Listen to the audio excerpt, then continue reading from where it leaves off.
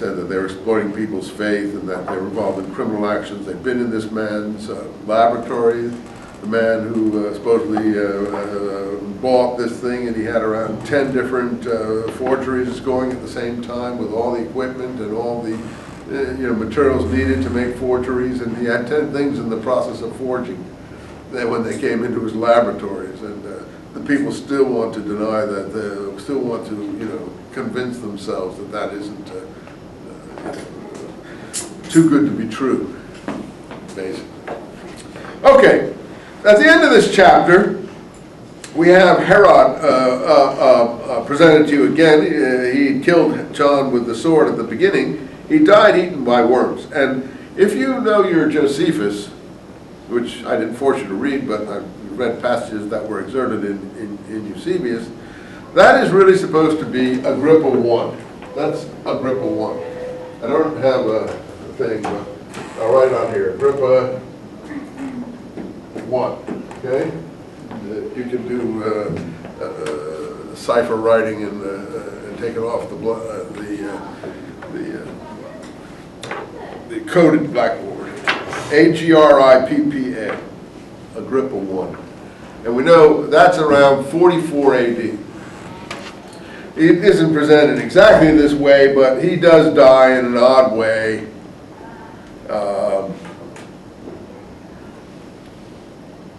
He was on a stage, and he was sort of posturing in this play like a god-like figure, and suddenly he became ill. He probably was poisoned. What it turns out, Agrippa 1 is one of the Maccabean descendants. I don't have my pen with me, but one of the Maccabean descendants who has, one of the Herodian descendants, pardon me, who has Maccabean blood. And they're the most important ones. And the ones who have the Maccabean blood, he has in the genealogies in the back of that James book, which I signed for this class, so I think you should buy it. I'll sign it if you do.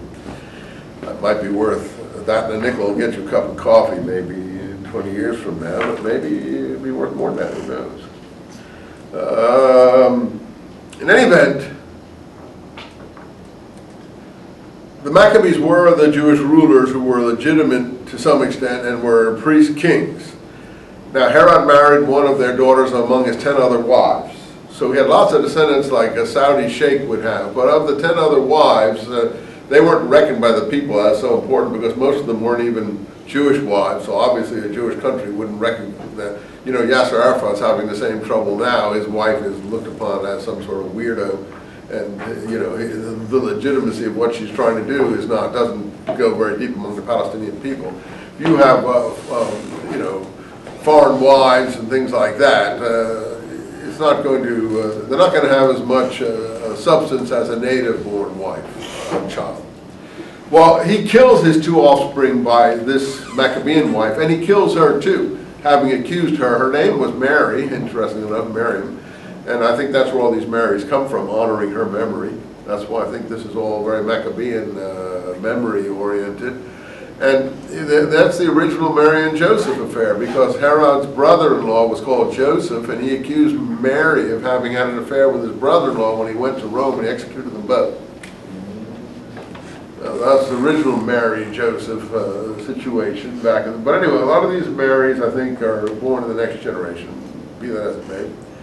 But Herod, it's not enough for Herod. He's such a monster. I mean, the only thing you can compare Herod to is Saddam Hussein, I think.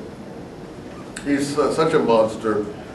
And we don't call Saddam Hussein great, so I don't think we should call Herod great. I think we should call him Herod the Monster or Herod the Terrible, like Ivan the Terrible, but not Herod the Great.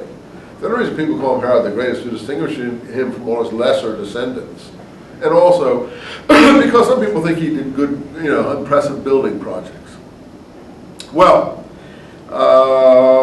all the others have all these different people who are called Herods as well, so it gets all very confusing as we've seen. But the real line descended from this Maccabean princess are 2 brothers that are killed, but not before they themselves have had children. They're killed in their maturity because Herod thought they were going to supplant him. So he kills his own children and his wife, But he doesn't kill the grandchildren. They go to Rome for their education, and one of these grandchildren is Agrippa I. And he's the one brought up with Roman emperors to be, which is how he comes back to Palestine after Tiberius, the Roman emperor, dies or is murdered at around 37 AD or so. Agrippa is appointed king because he was of kingly blood from his mother's and his father's side, if you want to say, grandmother's grandfather's side.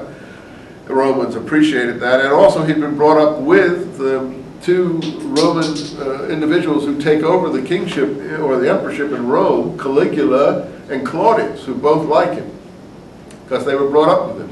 And his name then is called Herod, of course. They're all Herods, but he's Herod Agrippa I. And that's who this is probably supposed to be, Agrippa I. But there's one thing about Agrippa I. He was very popular among the people in Palestine for some reason, because he at least came back and tried to be Jewish in the way he presented himself. He observed Jewish custom. We know all this from Josephus and the Talmud. He was the only Herodian that did this. And then it looks like that he had pretensions of trying to get an empire together in the East under his own control, because he had seen the way things worked in Rome. And I think the Romans became suspicious of him and disposed of him because they were worried about what he was, what his pretensions were, what he was trying to do. Now, he had a brother also called Herod, but actually named Herod. And this fellow was called Herod of Chalcis. He succeeded him for 3 or 4 years as king. So this person who killed with the sword could be his brother, and imprisoned Peter could be his brother, could be him. It looks like it's his brother who would do these things, imprison people like Peter. Agrippa I would not have done those things. He was too clever. He didn't like to alienate the people. He certainly would not imprison popular leaders. So he was, but the other one did, and he had a big repression after Agrippa I died under these mysterious circumstances.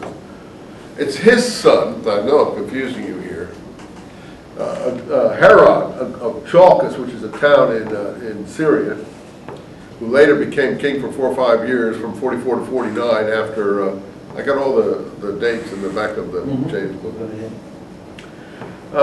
He did have a repression in Josephus, but it was his son who married Salome.